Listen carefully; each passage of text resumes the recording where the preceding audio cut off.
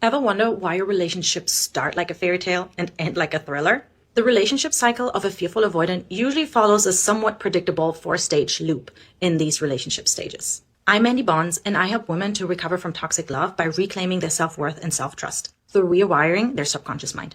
So the stage 1 for the fearful avoidant in the relationship is usually the infatuation phase. There's high chemistry, deep connection, and that usually happens in the dating phase or in the honeymoon phase.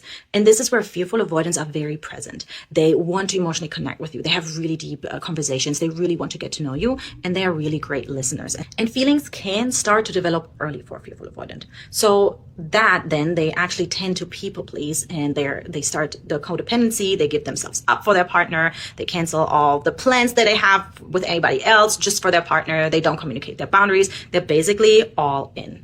And like I said, this can start early for a fearful avoidant, especially if they overstep their own boundary. The second stage is then the deactivation. So as soon as things get real and serious, their subconscious perceives it as a threat, and then they start to pull away because they now start to wonder, can I trust my partner, or will they betray me, without really signs being there.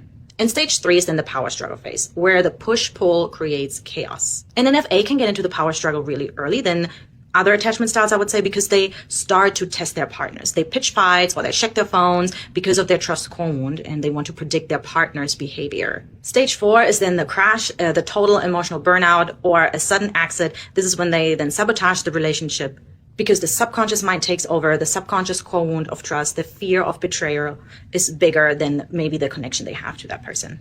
In integrated attachment theory, we learned that this cycle is just your brain trying to protect you from vulnerability.